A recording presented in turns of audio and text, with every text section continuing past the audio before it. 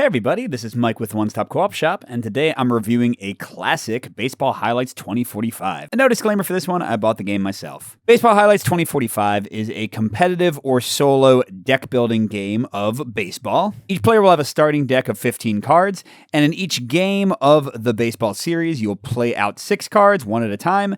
Those cards will both defensively cancel what your opponent is doing, while also threatening hits, singles, doubles, triples, home runs, to score and try to get the most runs. But additionally, the cards you play out will give you purchasing power to upgrade your roster with better players from the buying deck. So let's discuss 5 key things to know about Baseball Highlights 2045. So starting with my number 5 point, the least important to know, but still important or I wouldn't mention it, is the expansion content in the game. So at this point, the only version of the game I was able to find for purchase is the bases loaded version, which includes tons of expansions that were created over the years. And the majority of these are just going to go into the buying deck, the new players you can add to your team. And on the positive side, there's tons of cool powers, there's tons of variety. You can see it just makes the deck gigantic, and then you also can play with coaches and different playing fields if you want to change up the game even more. But on the negative side, the expansions add in a bunch of keywords, and the reference book doesn't make it easy to find them at a glance because it's divided up by the expansions, not just turned into one kind of organized glossary. And additionally, some of the bonus players don't play well with the solo mode because their powers don't really function for the bot. A minor annoyance, and I still play with all the expansions myself, but just something to note if you do get the bases loaded edition of the game. My number 4 point for the game is the solo mode, and this is unfortunately also a mix for me. Although it does lean pro, because how the solo works is they just have a random assortment of 15 cards from the buying deck, and you just flip a random card and see what they do.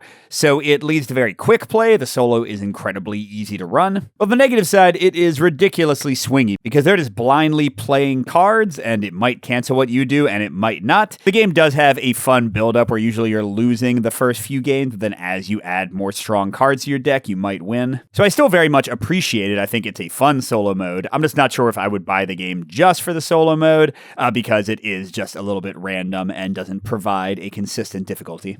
And that goes right into my number 3 point, which is the general randomness of the game, even in the competitive play. Because you're drawing 6 cards from your deck each time. Now, you do go through your whole deck, so you have some predictability of what you're going to get, but there might be a game you really need to win, and you get all the rookies that are left in your deck, and suddenly you have almost no chance. Or your opponent might have drawn the exact card that counters one of your cards just by chance. You also have things like a visitor save or pinch hitting, where you can flip a card from the top of your deck and play it, and sometimes you get the exact card you want, and sometimes you won't. But on the other hand, all this leads to exciting play, and the game is incredibly quick, at least for a single game. Playing through an entire series can take 30 to 60 minutes. But yeah, in the end, the randomness is not a deal breaker for me because it is just a quick, fun game. But if you hate randomness, there are certainly elements here that might annoy you.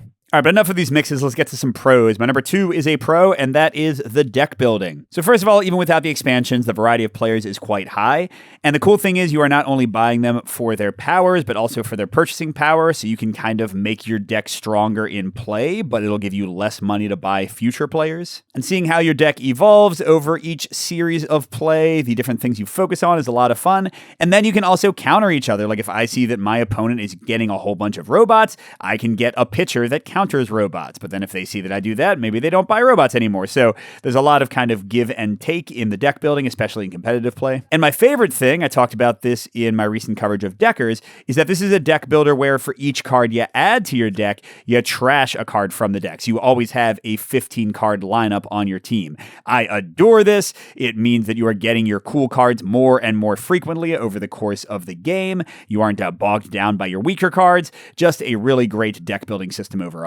And finally, my number 1 point, the most important thing to know about the game is the card play itself in the games. And this is also a full pro for me. So as I mentioned earlier, you'll have 6 cards in your hand for a given game. You can put 1 in your on-deck slot to draw a replacement. And you can also discard cards with the pinch hitting ability to get a random card or your on-deck card into play. But what you and the other player are doing is kind of playing these cards tit for tat. You're trying to respond to them with defensive abilities, picking off base runners, canceling their home runs, canceling their hits in general. And they're doing doing the same thing to you, and you're holding back cards, like you might have a card that cancels all robot hits, but do you want to play it on the first robot they play, or do they have a nastier one waiting in the wings?